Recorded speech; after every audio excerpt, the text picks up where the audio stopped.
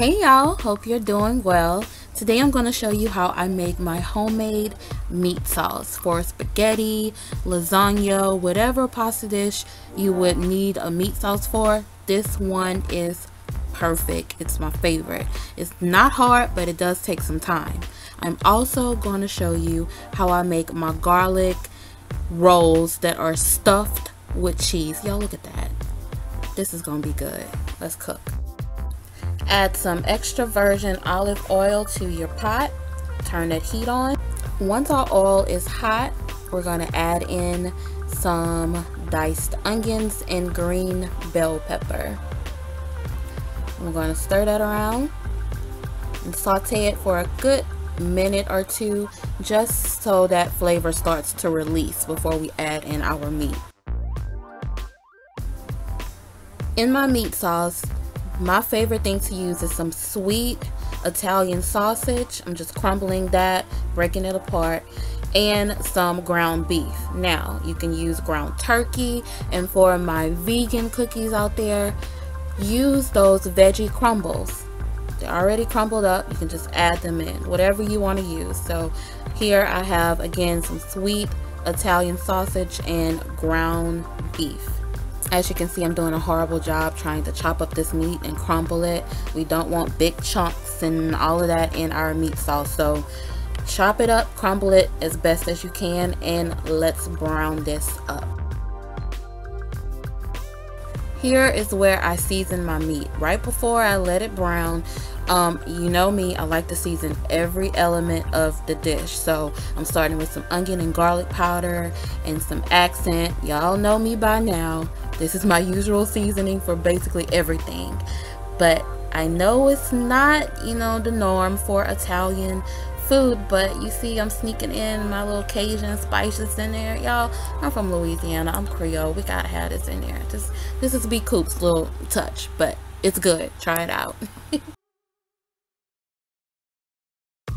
Now that I've browned all of the meat, I drained the fat, and what you see left in there sizzling is just some water. This was very lean ground beef, so I drained the fat, left a little bit of water, and now is the important part. Add in that red wine. I'm adding in about a cup of Merlot, and I know some of you are kind of iffy about alcohol, but listen, if you're scared of it, just use beef broth. But I highly, highly, highly, highly recommend using red wine, and that alcohol content is going to cook out in seconds anyway. So that's what I'm doing now, just cooking that alcohol out.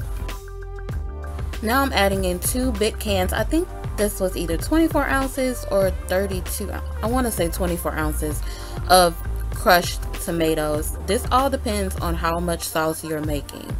I'm making enough so that I can freeze. This is the perfect recipe to freeze this sauce. Once it cools, you can put it in Ziploc bags, or even I know Glad makes these little freezer safe containers.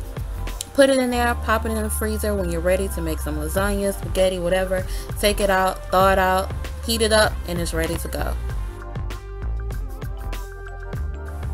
Now adding in a little bit of brown sugar. I'm using dark brown sugar, but you can use light, it doesn't matter. Just that sugar is not going to make your sauce super sweet. It's just going to help cut some of that acidity from the tomatoes.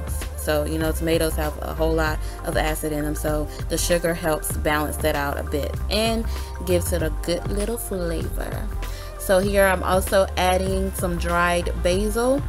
I use fresh basil, but since I'm freezing this, I just prefer to use dried. So it's up to you. You can use dried or fresh basil. Give it a stir, turn that heat down, and we're gonna cover it with a crack and let this bad boy roll for like 3 hours. I always check it after an hour and stir it, make sure it's not sticking, which it never does, but it's just a habit. But cover it up, leave that crack, and do whatever you want to do for 3 hours.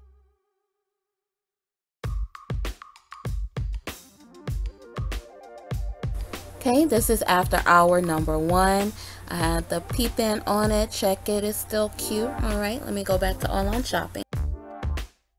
Okay, so the gag is, when it's done, the spoon will stand like this by itself. As you can see, we ain't done. Let's keep cooking. At this point, we have been cooking for 2.5 hours. I tasted it, and I'm just going to adjust the seasoning. I'm adding a little bit of salt, a little bit more, what did I say? A little bit of salt and pepper. I'm leaving that in. And look, oh, we standing. We almost there. We're gonna knock out this last little 30 minutes, boo. But look at that. We standing. Okay. While we wait those 30 minutes, I noticed I had this big bag of rolls I need to use. So got my cast iron skillet out, made sure it was oiled well. And I was like, shoot, let's stuff this with some cheese. You know, might as well. Just had some leftover fontina cheese that I just cut up in some little cubes. And grab one of your little rolls, and then we're just gonna make a hole somewhere in them. Look, I can decide where I want to put my hole. Alright, that's a good spot. If you don't have claws like me, just get a butter knife and stick it in there and open it up just wide enough so you can just stuff that bad boy with a block of that cheese. There we go. Get it in there tightly and pop it back in there.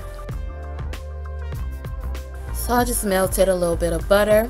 Into this butter, I'm adding some garlic powder, mixing that around. I didn't want to use minced garlic. I don't like filling that garlic on top of my roll, so garlic powder worked for me. And I'm also using some more of that dried basil. Give it a mix. Break out your brush and brush your little rolls. Just coat that butter mixture. Make sure you get that garlic and that basil. I didn't get it the first time, but swirl around. There we go. All right, cool. Now just get them all buttery.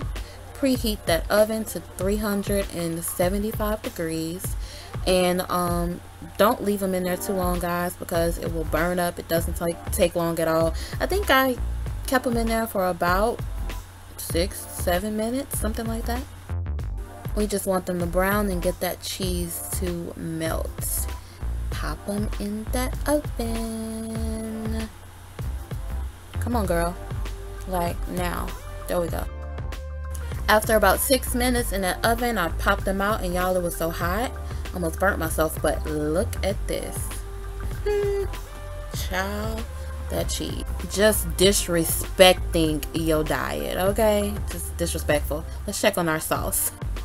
I think we're ready now. Look at that. Just thick like I like it. Remember, I didn't add any extra water. You can if you like your sauce a little bit thinner, but I like my sauce like this. And as usual, it's okay. You can get lost in the sauce this time. And remember, if you make a lot of this, you can freeze it. Pop it in the freezer, take it out whenever you need it. Look at my buns. Look at my buns. But that's it, folks. I served mine over my favorite angel hair, but you can serve it on whatever you want. Use it in some lasagna. To my vegan babies, pop it over some, can you pop it? No, don't pop it, but put it over some spaghetti squash, you know, that'll be good. And right here, I had to top it with some fresh grated Parmesan cheese. Y'all know I couldn't skip that step. But as always, thank you guys for watching. Check the description box for the full recipe link. I gotta eat. I'm hungry. Talk to you guys later. Be blessed.